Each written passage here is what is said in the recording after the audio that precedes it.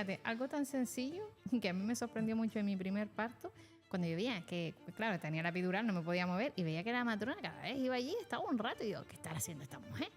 Y, y de una vez digo, ay, no estoy segura, pero creo que me hice pipí. Dice, claro, cariño, y caca también. Y yo como que caca, qué vergüenza. Una de las cosas que funciona súper bien para no enloquecer con tanta gente voluntaria a dar consejos y que yo las llamo catedráticas / catedráticos o cuñados, madres, tías, abuelas, primas, vecinas, cuñados, que no saben nada, no han estudiado nada, pero se la saben todas Pero y se siempre hay un licenciaron descanso. en la Universidad del Pueblo. Claro, yo siempre doy el consejo de mandarlos a coger pulpos a la playa. Además de los influencers, mira, cada vez se ve más influencers pues que utilizan el tema de la maternidad y la paternidad un poco para hacerse crecer en las redes sociales y todo es maravilloso, ¿no?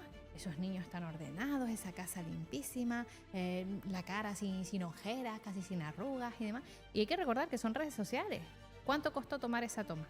¿Cuánto perrincha a lo mejor no se tomó ese bebé hasta que salió la toma perfecta que yo quería? Es un autoengaño. Pues durante el embarazo, pues no es normal coger 30 kilos en el embarazo, mi ciela. No es normal. No puede ser. Porque el bebé, ¿cuánto pesa? 3 kilos, 4 kilos, a todo reventar. La placenta, el líquido amniótico, otro medio kilo. Que cojas un kilillo más de retención de líquido, porque es verdad que se nos hinchan las manos, los pies y tal. Vamos, 8 kilos. Si tú coges 30, de 8 a 30, ¿cuánto llevas? Pues te lo llevas tú.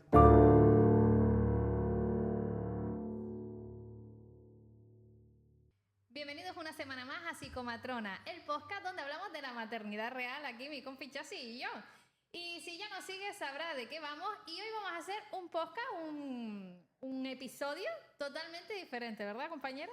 Sí, un podcast en el que vamos a seguir dándole voz a las mujeres que en nuestras redes sociales, tanto en Instagram como en TikTok, nos siguen y nos han hecho diferentes preguntas, diferentes comentarios que querían que resolviéramos, y entonces pues el día de hoy es dedicado para eso, para darle voz a todas esas preguntas y esas necesidades de saber y saber y saber que tienen las mujeres. Bueno, pues vamos a empezar por las preguntas y vamos a ir respondiendo a ver qué sale. Mira, una pregunta que nos dicen es, ¿cómo sé si lo que me pasa es un cansancio normal o algo más serio? ¿Tú qué dirías? ¿Qué es normal? Es la pregunta. ¿Qué es el cansancio? De decir, a ver, es verdad que durante el proceso del embarazo, o sea, ya en el mismo momento en el que una ve el test positivo, o antes de ver el test positivo, puede intuir que está embarazada por el cansancio extremo que tiene. De decir, oye, Eso es verdad, ¿eh? tengo un montón de sueños, estoy siempre agotada. Yo que antes era un terremoto y podía hacer doble turno de trabajo o empatar trabajo con salida de amigas, con mal dormir y al día siguiente otra vez lo que haga falta. Y de repente dices, tú me he vuelto una gallinita y lo único que quiero es estar tumbada en el sofá. Eso luego produce la progesterona, que es una de las hormonas que como que sostiene al bebecito en los primeros meses del embarazo y da mucho sueño.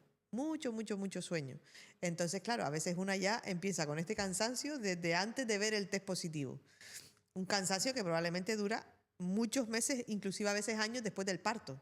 Pero también no solo por el ejercicio físico que hace nuestro cuerpo de embarazarnos, de parir, de alimentar a nuestro bebé, las noches sin dormir y esas cosas, sino también por la autoexigencia que nosotros nos ponemos para seguir llegando a todo al 100% o al 200%. Yo me acuerdo de Chasi cuando estaba embarazada, sobre todo del último, que le decía a Javi, o estoy embarazada o tengo que tener una enfermedad muy chunga porque esto no es normal. Del cansancio. Del cansancio que tenía, pero era diferente a los otros dos, porque es verdad que el primero, lo que tú decías, el sueño estuvo un día que creo que dormir 18 horas seguidas. ¿No? Y muchas veces me dicen las mamás, mira, es que he dormido un montón y eso no puede ser normal. Yo que sí, que tu cuerpo además de un bebé está generando otro órgano, que es la placenta.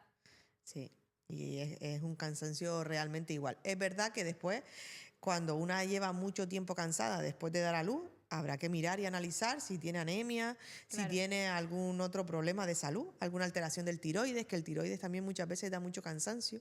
Es decir, y no tanto arrastrar meses y meses de agotamiento, porque a veces también puede haber una razón física.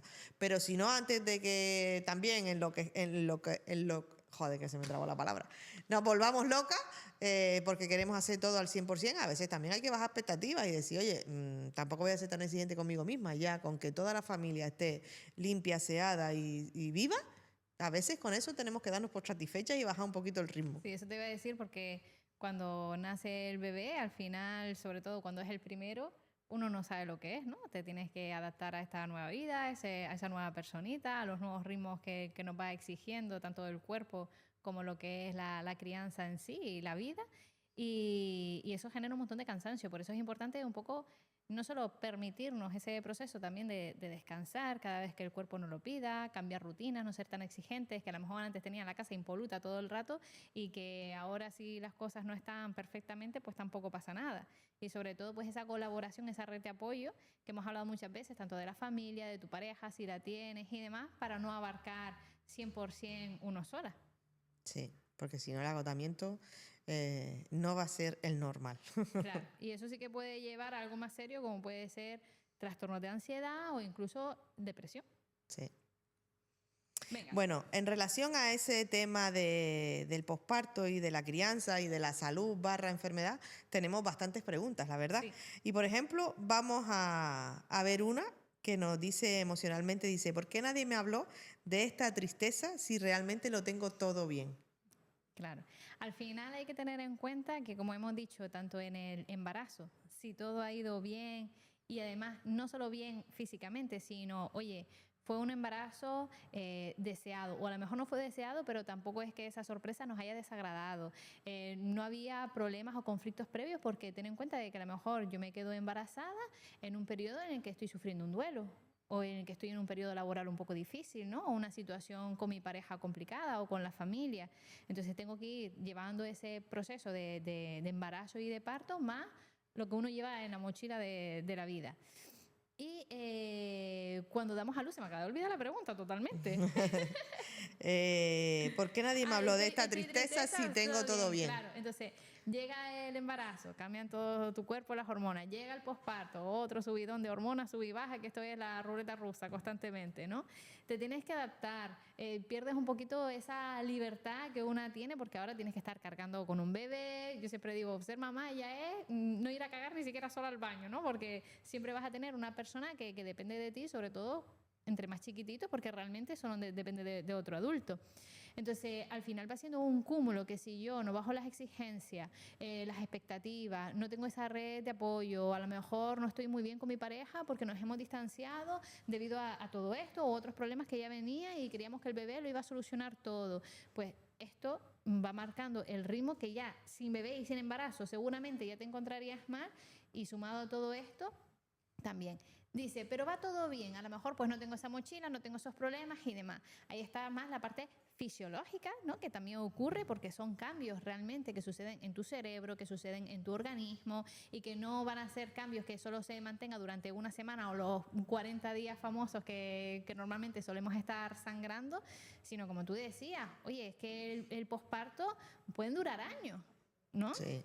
De hecho, lo normal y lo frecuente es que en los libros de obstetricia y ginecología digan que el posparto dura 40 días, pero realmente eso es lo que tarda en cicatrizar una mucosa, o sea, algo que es una piel húmeda. Pero realmente el posparto, todos esos cambios hormonales, todos esos cambios cerebrales, todas esas cosas duran mínimo 2 años. O sea que a veces es normal que una se siente rara durante 2 años, que no encuentra su sitio, su espacio, la mujer que era antes, y claro, eso añadido por el cansancio, que ya una no duerme 8 horas seguidas, porque aunque tu bebé duerma 8 horas seguidas, tú siempre estás en alerta, de decir, oye, Exacto. oiré un ruido, llorará, no llorará, tendrá hambre, tendrá frío, irá a arroparlo a medianoche porque no se saben tapar solo. Entonces, claro, ese cúmulo de cansancio y de responsabilidades hace que a veces una se siente un poco apagada y un poco triste. Y luego la añoranza de hacer cosas de adulto, ¿sabes? Exacto. Durante los primeros años de crianza uno hace muchas cosas de niño, tiene conversaciones de niño y todo es fotos en el móvil de niño. Y dices tú, joder, ¿cuándo alguien me va a mandar un meme de eso graciosito que antes nos mandábamos entre amigas y entre amigos? De decir, ya como que desde que tienes el papel de madre te pones más seria, ¿no? Y entonces a veces dices tú, jolín, echo un poco de menos tener una charla de adultos, hacer un plan de adultos, aunque sea tomarnos un café Claro. y que no se me enfríe. Y es importante que eso siga existiendo, ya si yo siempre digo, si tenemos pareja, fíjate, tenemos 3 roles. Tenemos el rol, en nuestro caso, de mamá, ¿no? El rol de pareja, porque seguimos siendo pareja de alguien, y el rol de persona que soy. Es decir, en mi caso, tengo el rol de Naira. Entonces, muchas veces sucede que cuando yo tengo un bebé, desaparecen los roles y solo me quedo con uno, que es el de mamá o de papá. Entonces, si yo no atiendo a los 2 otros roles, también voy a sentir lo que tú me estás diciendo. Ya no me reconozco, quién soy, dónde está la adulta que era, ese tiempo para mí, la pareja, yo qué sé, tan cercana o tan vivaracha o tan sexual que a lo mejor éramos y nos hemos distanciado. Ahora solo hay conversaciones de bebé, lo que le hace falta al bebé, salimos al parque porque es lo que le gusta al bebé, ¿no? O el paseíto para el bebé. Pero no está a lo mejor esa película que nos gustaba antes, o ese momento de serie, o ese momento de quedar con las amigas, o ese momento de ir al gimnasio, por ejemplo. Entonces, es muy importante que haya una organización y por eso es tan importante esa red de apoyo que decíamos, ese equilibrio para que los tres roles sigan existiendo. A lo mejor ese rol de personal o de pareja no va a estar al 100% como antes, pero tampoco pueden estar al 0%. Así es. Preguntas a resolver por nuestras seguidoras. Qué bueno. ¿Cómo se cría sin volverte loca con tanta información? 1, 2, 3, responde otra vez. Yo creo que el cuerpo humano sabe cómo tiene que hacer las cosas. Es decir, a veces yo me recuerdo el primer embarazo que leía, releía la semana, cada semana yo veía en las páginas de internet o en los libros qué está ocurriendo en tu cuerpo durante esta semana. ¿Qué ocurre en tu bebé cuando cumple un mes, cuando cumple un mes y medio? Y al final es un montón de información que si no cuadra con lo que realmente dice ahí, te vuelves loca, en el sentido de te vuelves hipocondríaco a ver si va a ir algo mal o lo que sea. Entonces, un poco está nuestra naturaleza humana también saber dejarnos llevar un poquito por la intuición y por la lógica muchas veces. Y que, oye, no hace falta, hoy porque tenemos la tecnología y podemos buscar información hasta en los confines del mundo, pero no hace falta tampoco vivir obsesionados con eso y llevarlo a la rajatabla. Es dejarnos llevar un poquito por lo que mi maternidad o paternidad también nos pide, dentro de lo que sea, obviamente, pues saludable y amoroso para todos, ¿no? Y que nos podemos aconsejar pues de esa red de apoyo que a lo mejor tienen esas experiencias previas y de ahí coger lo que me guste, lo que veo que me interese, lo que vea un poco que va con mi ritmo, con mis valores y demás, y que no lo haga a rajatabla, pues tampoco significa que lo estemos haciendo mal. No. Y una de las cosas que funciona súper bien para no enloquecer con tanta gente voluntaria a dar consejos y que yo las llamo catedráticas / catedráticos o cuñados, madres, tías, abuelas, primas, vecinas, cuñados, que no saben nada, no han estudiado nada, pero se la saben todas pero y siempre hay un discurso. en la Universidad del Pueblo. Claro, yo siempre doy el consejo de mandarlos a coger pulpos a la playa. Ah, mira. Es una maravilla. Por no decirlo, mandarlos a la... un pulpito de frito decir, pero está buenísimo. mandarlos a coger pulpitos a la playa es una maravilla para decir, mira, no me estés chiflando de la cabeza. Porque es cierto que la gente no lo suele hacer con mala intención, pero madre mía, es que a veces vienen unos consejitos que dices tú, ¿para qué? ¿Ha aportado algo este consejo? No. A lo mejor lo que ha aportado es preocupación y miedos y inseguridades que no son necesarias. Entonces, a veces una tiene que hacer un filtro de lo que lee, de lo que ve en redes sociales, pero también un filtro o inclusive poner un límite a todos aquellos que están dándote un consejo que sabes que te están sentando mal. De decir, está bien de ser políticamente correcta, que es lo que nos han enseñado en esta vida, y aprender a poner límites, porque si no es cierto que a veces nos preocupa y nos ocupa mucho tiempo estos consejos que no ayudan para nada. Y muchas veces son consejos que, como dice el refrán, consejos invento que para mí no tengo. ¿No? Así que, y el tema de los influencers, mira, cada vez se ve más influencers pues que utilizan el tema de la maternidad y la paternidad un poco para hacerse crecer en las redes sociales y todo es maravilloso, ¿no? Esos niños tan ordenados, esa casa limpísima, la cara sin ojeras, casi sin arrugas y demás. Y hay que recordar que son redes sociales. ¿Cuánto costó tomar esa toma? ¿Cuánto perrincha a lo mejor no se tomó ese bebé hasta que salió la toma perfecta que yo quería? Es un autoengaño. Y no nos podemos estar comparando porque ni son situaciones iguales, ni las mismas vivencias, ni la misma red de apoyo, ni la misma casa. Todo cambia. Claro que no. Sí, al final ya sabemos que lo que vemos detrás de una pantalla, da igual donde lo veamos, está organizado y programado.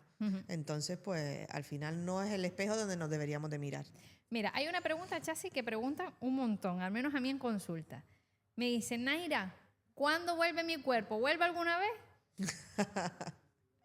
¿Tú qué dirías? A ver, realmente el cuerpo no vuelve a ser el mismo. Es decir, ya de por sí, aquello que no vemos, que es el cuello del útero, cuando nos quedamos embarazadas y damos a luz por vía vaginal, se queda dilatado 1 centímetro. Para toda la Por vida. eso ya tú a una matrona, a un ginecólogo nunca le puedes engañar de si has tenido hijos o no, porque ya se ve, ya lo sabemos. Entonces dices tú, hay partes del cuerpo que no vuelven a ser las mismas. Es decir, luego hay otras que por mucho que tú te esmeres y a lo mejor vayas al gimnasio y te quieras recuperar físicamente y pum, pum, pum, pum, a lo mejor no vuelve esa misma versión, sino una mejorada, porque cuando nosotras nos esforzamos, pues oye, nos salen las cosas mucho mejor. Pero hay partes del cuerpo que no vuelven a ser los mismos. Hay gente que, por ejemplo, durante el embarazo le aumenta la falta de vista. Oye, me Y pasó. dices tú, pues mi ciela, es que no vas a volver a tener la misma vista. Es verdad que se aconseja que no vayas al oculista ni te hagas la gafa durante el embarazo, porque después en el posparto vuelve a cambiar todo. Entonces dices Sí. tú, bueno, si ahora estás un poquito cegata, usted se queda con esta gafa. Por cierto, tan bonitas que tengo yo para ver de cerca, ¿eh? Porque una tiene una edad, ¿viste? Hoy nos Es hacen decir, leer. preciosa. Pero bueno, hay veces que hay que aceptar que hay cosas que no cambian. Y sobre todo es aprender a tratarnos bien, Chasi. Yo creo que es la clave también. Es decir, evidentemente el cuerpo cambia, la forma cambia, detalles como por ejemplo la vista, el cuello del útero, ¿no? Que acabas de decir y demás.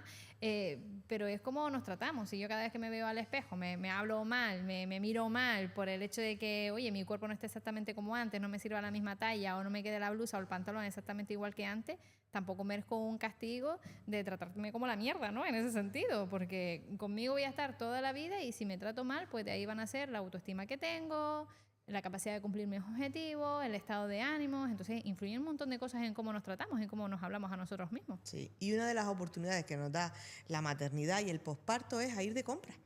Acepta. Si no te puedes poner el pantalón de antes del embarazo, pues va y te compras otro. Porque quieras o no, Claro. ese de antes del embarazo, que es de hace ya 2 o 3 temporadas, está antiguo. Te compras uno nuevo. Y que sepan que probablemente una de las cosas que cambia muy frecuentemente en el embarazo y que a veces la gente no cuenta es la talla de zapatos.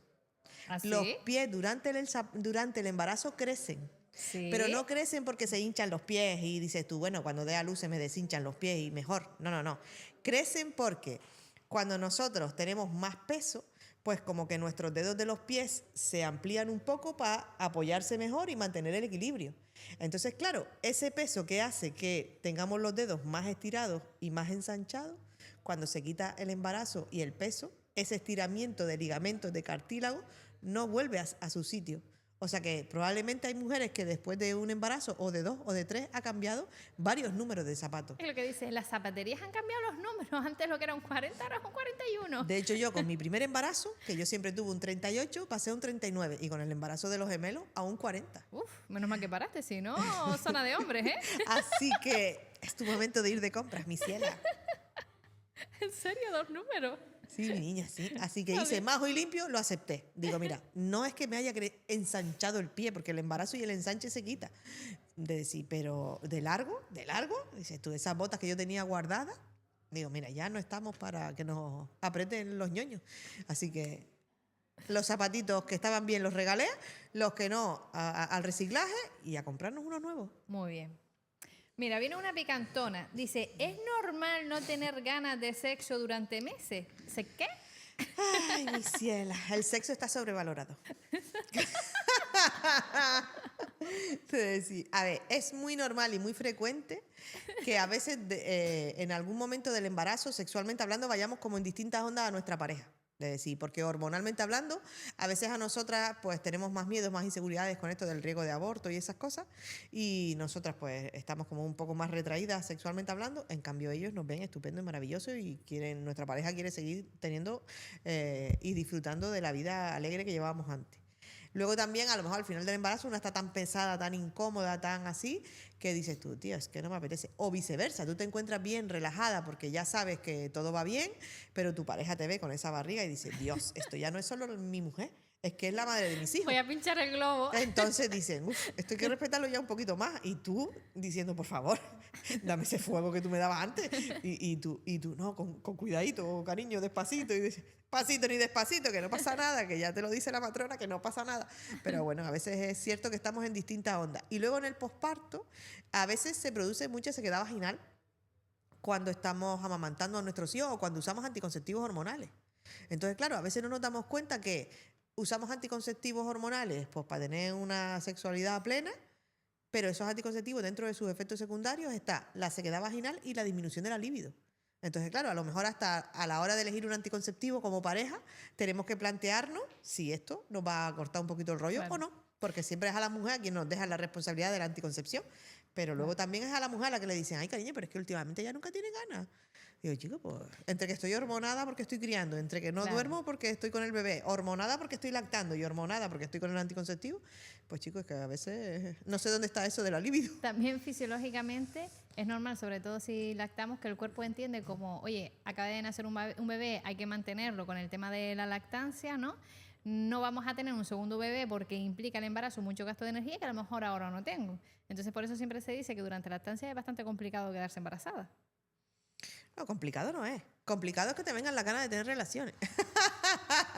De decir, pero bueno, realmente es verdad que Claro. hay un método anticonceptivo natural que se llama el MELA, que es un método anticonceptivo específico de la lactancia materna. Pero para uno usar ese método anticonceptivo y que funcione, tiene que ser súper estricto con el tema de la lactancia. Es lactancia materna 100% exclusiva, los 6 primeros meses, o sea, ya después de los 6 meses no funciona, es decir, pero los primeros meses, y que el bebé mame cada 3 horas, mínimo. O sea, que en el momento en el que a ti un bebé te deja dormir 3 horas y 5 minutos, tú no te vas a poner el despertador para despertarlo, para darle teta, para si un día tienes relaciones y no te quedes embarazada. Claro. Por eso este método natural falla mucho. No porque no falle, sino porque nosotros damos Claro. más importancia al sueño que al sexo. Esto es así. Y es verdad, Chasi, que además, es decir, todo lo que implica, ¿no? Que no duermes, que además estás trabajando o no trabajando, pero tienes un montón de tareas, de responsabilidades. No coinciden en horario. Normalmente se deja el sexo en la mayoría de las veces para la noche, cuando uno está reventado y llegas a aquella cama y tú decides entre ver Netflix o tener sexo, el Netflix suele ganar. Sí. Y a veces no ves ni el Netflix, Ni el porque en lo que Netflix. están saliendo las letras ya te dormiste. Entonces, Te quedas claro, eligiendo la película, la serie y ya están los ojos cerrados. claro, decir, es muy normal eso, que a veces las relaciones no vengan o no apetezcan o una anteponga otras necesidades fisiológicas. Pero tú, que eres la experta psicóloga en terapias de pareja, sabes que la recomendación es que las relaciones de pareja y las relaciones íntimas se programen Claro. en agenda. Cuéntanos tú cuál es ese secreto. Claro, mira, sobre todo tenemos que ver que la sexualidad no es solo lo que sucede en la cama, ¿vale? El acto coital, sino, oye, ese piel con piel, te rozo cuando paso al lado tuyo, te doy un beso, un abrazo, nos seguimos duchando juntos, por ejemplo, ¿no? El abrazarnos mientras estamos viendo una peli, el entender que el cerebro entienda y sepa que la otra persona esté ahí al lado, porque si ni siquiera hay ese mínimo roce, tampoco la libido se va a despertar como por arte de magia, ¿vale? Importante seguir trabajando también con las fantasías sexuales, porque si mi cerebro está ocupado con el cansancio, con el estrés, con la ansiedad, la preocupación, eso es antisexual y antiplacentero. Entonces va a decir, ostras, pues le voy a dar más prioridad a resolver esto a que tú te pongas aquí como una moto, ¿no? En ese sentido. Entonces, para poder rebajar esto es muy importante pues tener tiempo para uno mismo, buscar momentos de relajación, que esas responsabilidades estén equilibradas y no hay que haga todo o prácticamente todo en la mochila de uno, ¿no? Y también está muy bien pues programar y decir, oye, pues a lo mejor este fin de semana que vamos a tener un ratito sin niños, podría suceder. O esta noche intentamos que el niño sabemos que o el bebé se acuesta temprano y demás y vamos a llegar antes a casa, pues podríamos ducharnos juntos, por ejemplo. Vale, entonces no pasa nada porque también existe una comunicación un poco programada, como dices tú, respecto a la sexualidad o los encuentros a nivel íntimo que vayamos a tener en pareja. Pero suele ser absolutamente normal y lógico que a lo mejor la frecuencia que solemos tener en cuanto a las relaciones sexuales cambia. A lo mejor antes tenía relaciones sexuales todas las semanas o incluso varias veces a la semana y ahora pasa pues una vez cada 3 meses. Pero hay que intentar que el resto de los días de esos 3 meses, aunque no haya habido una relación sexual con penetración, pues sí haya habido la sexualidad en los otros aspectos, como decíamos antes, con ese piel con piel. Que el cuerpo es muy grande para disfrutarlo y no hace falta que el protocolo de la relación sexual sea completo. Claro. Que todo es completo y todo es satisfactorio. Hay gente que se raya y dice, ¿será que ella no le gusto? ¿Será que está con otra persona? ¿Será? No, pues lo que es la maternidad y la paternidad, que es lo que toca. Entonces, Que el cuerpo cambia. no soy yo, son las hormonas. Sí. Pregunta. Venga. Dice, ¿es normal tener miedo a parir incluso queriendo parir? Hostia. Esto es... Mira, a mí no me pasó que tuviera medio a parir. Es decir, con la primera sí, hombre, porque está la incertidumbre, ¿no? Pero con lo siguiente ya no era miedo, era pereza. Es en plan, Dios, ¿en serio? ¿Otra vez? ¿Tengo que pasar por eso? Dios. Y yo le decía a mi marido, tengo una pereza desde que llegue el momento del hospital. Empuja, ¡qué pereza! A ver, quiere decir que entonces no fue tan traumático los anteriores. Pues sí, Es decir, yo del primero salí traumatizada. Yo creo porque también tenía la epidural en ese y una como que no se puede mover, está súper incómoda, es todo nuevo y yo solo detestaba a mi marido. Yo veía la cara de mi marido mientras empujaba y decía, si la cara no cambia es que va todo bien. O sea, ya esa conexión visual de decir, dime cómo va todo. Sí. Pero luego el posparto, sí es verdad que tuve un posparto súper difícil de tener que darme de comer en la cama incluso por tantos puntos que tenía. Y yo salí traumatizada. Mis amigas me venían a ver al hospital y decía, nunca más voy a tener hijos. Con este y se acabó. Llorando todo el rato. Y mira, al final terminé con 3, Y ya va ¿no? con 3, ya va por 3. Ya va y terminó. A ver. Pero sí es verdad que muchas veces esa sobreinformación que tenemos o a lo mejor la poca información, porque hay gente que no se quiere informar por miedo a lo que cree que vaya a pasar, la incertidumbre que también acompaña, porque normalmente todo se suele pintar súper bien, uno se lo imagina súper bien todo, no se habla de lo que es el posparto, ¿no? Entonces cuando llega el momento y tú ves allí a lo mejor que ves más gente de la que tú creías en el paritorio, que empiezas a escuchar instrumental, que ves que ponen caras, que lo que sea, entonces el miedo te puede invadir, es absolutamente normal. No, y yo creo que también todo el mundo tiene miedo, o por lo menos inquietud, incertidumbre al momento del parto, pero porque nadie nos habla de los partos. De decir, Sí. realmente casi siempre cuando escuchamos historias de parto son historias de terror. O sea, la gente psicológicamente hablando que ha tenido una mala experiencia, no quiere decir que haya sido un mal parto, sino que para ella ha sido una mala experiencia, Claro. tiene mucha necesidad de contarlo y desahogarse. Sí. Entonces, claro, casi siempre cuando nosotros escuchamos historias de parto, es historias para no dormir. De decir, pero es cierto que luego también nadie nos enseña ni nos educa desde que somos niñas al superpoder que tenemos las mujeres para quedarnos embarazadas, para dar vida y para dar a luz. Yo, el 80% de mi clase de preparación al parto, que realmente para el parto no hay que prepararse, nuestro cuerpo está preparado, Exacto. pero es autoestima, ¿sabes? Es enseñarle a las mujeres y a las parejas el superpoder que tenemos para dar a luz. De decir, oye, y todas esas herramientas que tenemos naturales en la mochila que nadie nos enseña. De decir, oye, la única herramienta externa que tenemos para manejar el dolor en el parto es la epidural, que depende del anestesista, si está o no está, o si tu analítica está bien o no está bien. O el brazo de tu pareja. De decir, pero el resto depende de ti. De decir, oye, depende de ti. Sí. Hay aromas específicos que alivian el dolor del parto y aromas que ayudan a activar más las contracciones y que sea un poquito más rápido. De decir, hay técnicas de respiración, técnicas de relajación para manejar el dolor. De decir, hay 1.000.000 de herramientas que tenemos nosotras, naturales, intrínsecas, que nadie nos enseña. No. Es decir, yo le digo siempre a las mujeres, nosotros tenemos la capacidad con nuestra respiración de bajar nuestras pulsaciones, de bajar nuestra frecuencia cardíaca y nuestra tensión arterial. Que tú dices, venga, hombre. Digo, pues sí. Es decir, tú de repente, cuando la gente ha tenido algunas crisis de ansiedad o la gente ha tenido algunos problemas de estrés, de nerviosismo y tal, te enseñan a usar técnicas de respiración y de relajación para que tú manejes la situación, para que tú tengas el gobierno de tu vida. Ujú. Digo, qué pena que hayas tenido que llegar a una patología y una enfermedad para que te enseñen esas herramientas. Sí. Digo, es algo que deberían de enseñar en el colegio. Sí. Es decir, y realmente la gente tiene mucho miedo a lo desconocido, pero porque poco se habla de eso Ya. y poco se educa sobre eso. Fíjate, algo tan sencillo que a mí me sorprendió mucho en mi primer parto, cuando yo veía que, pues claro, tenía la epidural, no me podía mover, y veía que la matrona cada vez iba allí, estaba un rato, y digo, ¿qué está haciendo esta mujer?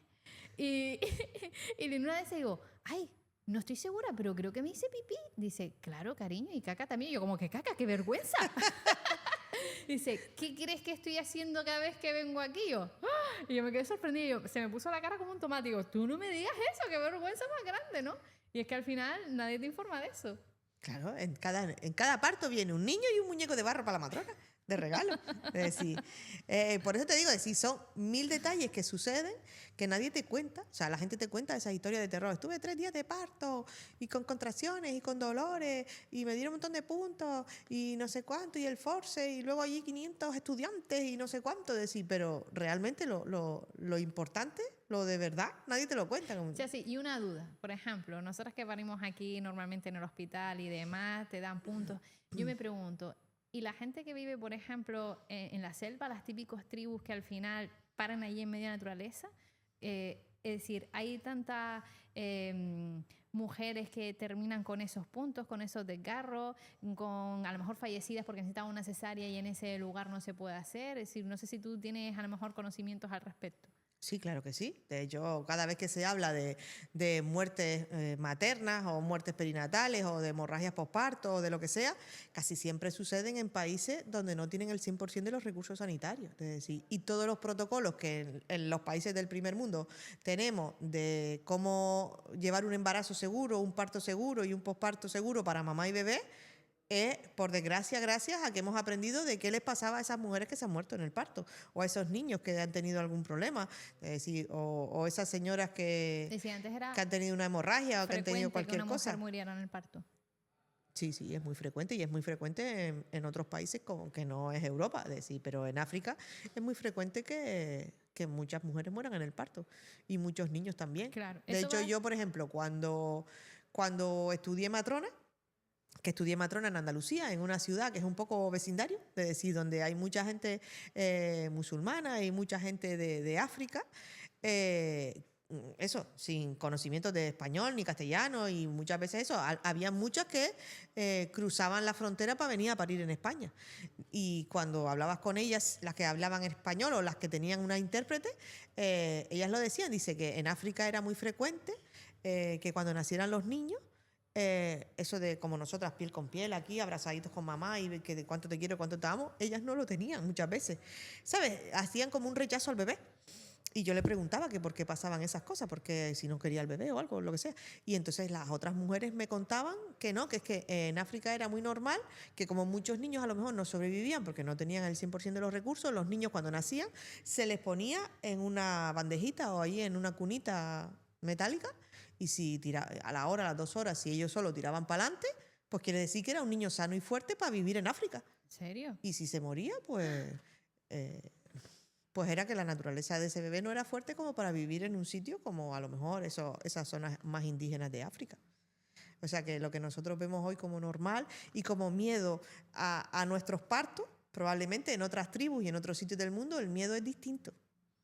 Mira, eso viene en relación con esta pregunta y dice, ¿qué cosas no son normales aunque se digan mucho? Pues durante el embarazo, pues no es normal coger 30 kilos en el embarazo, mi ciela. No es normal. No puede ser. Porque el bebé, ¿cuánto pesa? 3 kilos, 4 kilos, a todo reventar. La placenta, el líquido amniótico, otro medio kilo. Que cojas un kilillo más de retención de líquido, porque es verdad que se nos hinchan las manos, los pies y tal. Vamos, 8 kilos. Si tú coges 30, de 8 a 30, ¿cuánto llevas? Pues te lo llevas tú. Amiga.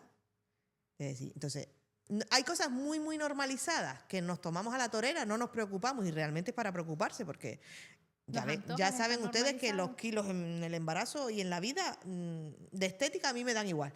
Pero de salud sí es cierto que si cogemos muchos kilos en el embarazo, son papeletas para que las cosas se tuerzan. Dices tú, oye, pues para tener un parto más complicado, porque al final el niño es más grande, más gordo, para tener problemas después de diabetes gestacional, de hipertensión, de preeclampsia, o sea, que tu salud o la salud de tu bebé se complique.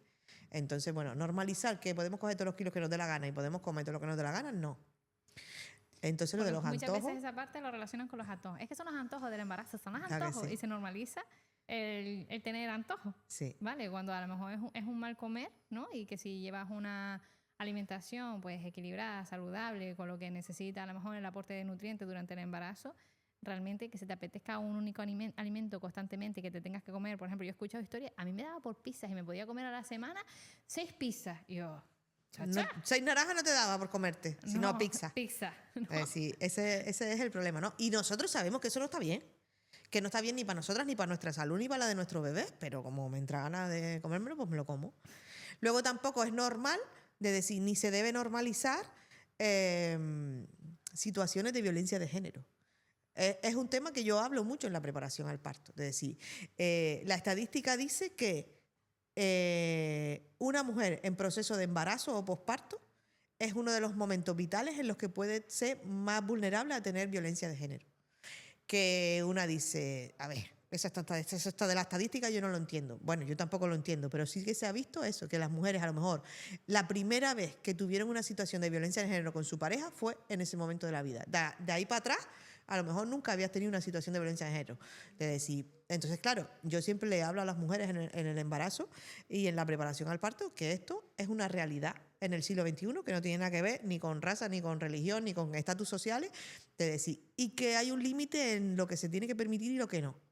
Claro. Que es muy diferente según las casas y las familias, porque yo qué sé, en mi casa no se dice ni coño. O sea, en mi casa a mi marido no me dice vete a la mierda, ni he escuchado nunca a mi madre o a mi padre insultarse.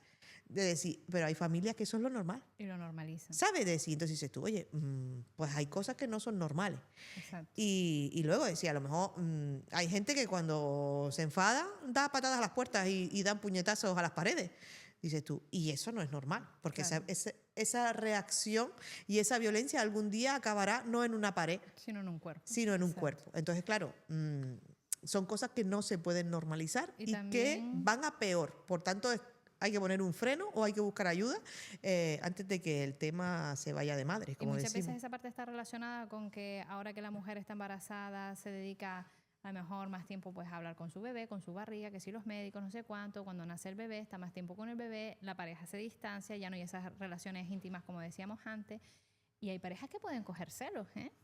Y celan de ese embarazo y celan de ese bebé, y a veces si ya venía normalizando ciertas conductas agresivas que no son normales, pues puede ser un momento para que durante ese embarazo o ese posparto aparezca esa violencia, ya sea física o verbal, o psicológica, o económica, etcétera, en todo su sentido, hacia esa mujer.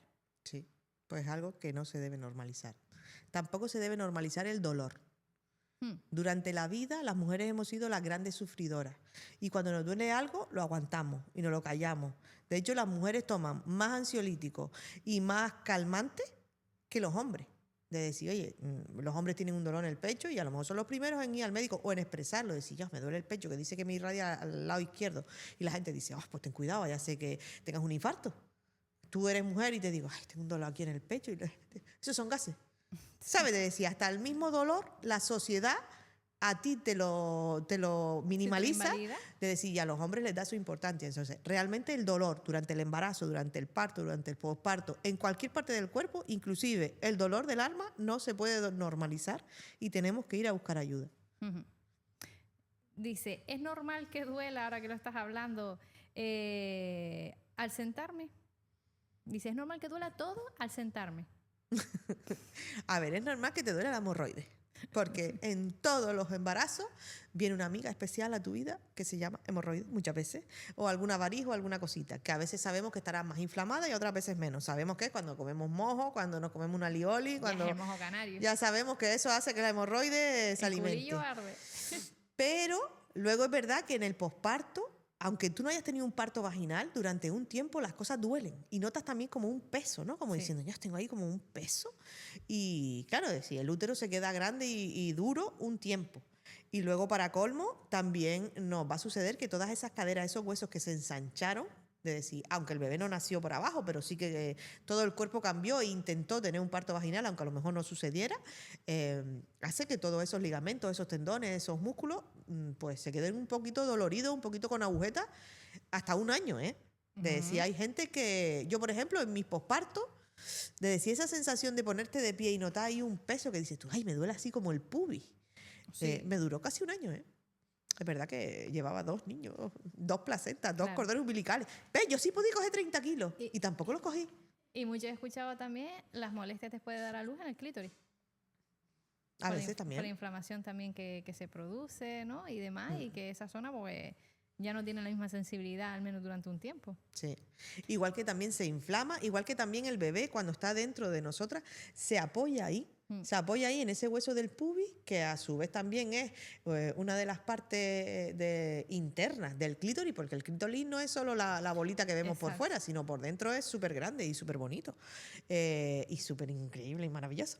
Entonces, muchas veces esa presión que ha hecho el bebé ahí hace que uno lo note un poco más insensible o más sensible de la cuenta y tú dices, concha, es que antes me tocabas y me daba placer y ahora me tocas y como que a veces me molesta un poco. Sí. Y otras veces insensible, como diciendo, chico, eso ahí está apagado, fuera Se de durmió. cobertura en este momento. Tiene la epidural. También. Mira, hay una última pregunta que me parece súper interesante. ¿Por qué muchas mujeres sienten que nadie las cuida después de parir? Esto es interesante, Chasi, porque una mujer de la familia acaba de dar a luz, viene la amiga, la madre, la suegra, la prima, el tío, el vecino, quien sea, ¿y a quién va primero? Al bebé.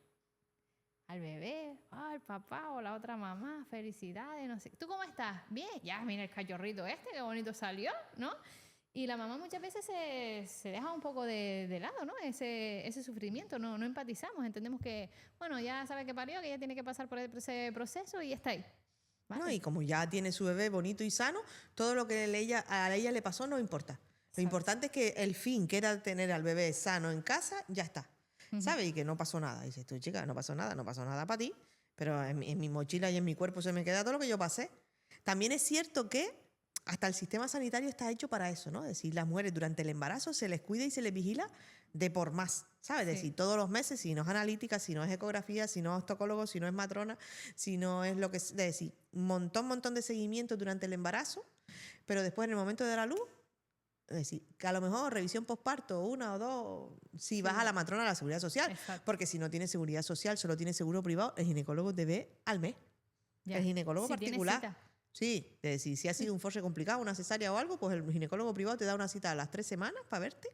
Que yo muchas veces digo, tío, este force y estas arterias a punto que tiene esta mujer, este hematoma, estas cosas, no es para verlas en 3 semanas. A mí muchas familias me contactan para mis servicios privados por eso, para que vaya a casa a ver y a revisarles y acompañarles en el posparto a ver si esos puntos, ese sangrado, ese hematoma que tienen ahí, esos moraditos o esa inflamación de la cesárea, es normal, porque le han dado cita en 3 semanas. Y creo que tan importante es ese cuidado físico, ¿no? Como el que comentas después del parto, como también el cuidado emocional y psicológico. Es decir, hay muchas mujeres que terminan en consulta también de psicología porque, oye, esto de la maternidad pues no era como yo esperaba, o me siento de esta forma triste a pesar de ir todo bien, o no tengo ese espacio para mí, ¿vale? Entonces es importante también que en caso de que lo necesite, aunque sea que digan, es solo para hablar con alguien, para desahogar, ¿no? Y quitar todo lo que tengo en mi cabeza, pues contar con profesionales, ya sea la matrona, la psicóloga y demás, pues también les va a ayudar mucho en ese cuidado. Pero sobre todo los que están en casa, importante echar una miradita pues a esa persona que acaba de parir. Sobre todo porque fíjate tú, yo cuando me pongo a analizar nuestro sistema sanitario, bien público, bien privado, llegas a la conclusión de que sigue siendo al final desigual para hombres, para mujeres. Es decir, y que cuando nos centramos en el cuidado y la atención de procesos específicos de las mujeres, le ponemos atención y cuidado, pero solo cuando quien sale beneficiado es otra persona. Es decir, durante el embarazo cuidamos tanto a las mujeres, ¿por qué? Porque el objetivo es que la mujer esté cuidada, o es el bebé el que tiene que estar cuidado y formándose bien y por eso estamos vigilándolo tanto. Y la madre al fin y al cabo es la que hay que vigilar para que el bebé esté bien. Porque si la razón es la madre, después del parto hay que seguir cuidando y atendiendo a la madre. No, el niño tiene los 2 primeros meses de vida, 4 y 5 revisiones, y la madre 1, 2. Depende de la matrona que tengas o el ginecólogo que tengas, que te diga, no me pidas cita tú, te la doy yo, ya para que tú vengas y tal y cual, y no sé cuánto. Es decir, lo mismo pasa después en la menopausia. En la menopausia, al fin y al cabo, porque hay ahora está tan de moda la menopausia y medicamentos para la menopausia y para la sequedad vaginal y para la atrofia y para los sofocos y para no sé qué. Porque realmente nos importa la mujer y su proceso vital, o porque realmente tenemos que seguir cuidándonos para estar jóvenes, para estar sanas, para poder seguir trabajando con la exigencia que nos da la vida. Es decir, y para que nuestra vagina siga funcionando bien, para que la otra persona siga disfrutando de ella. Es una peleona. Es una peleona. A mí, menos mal que voy a firmar la plaza y no me van a echar, porque si no, madre del amor hermoso.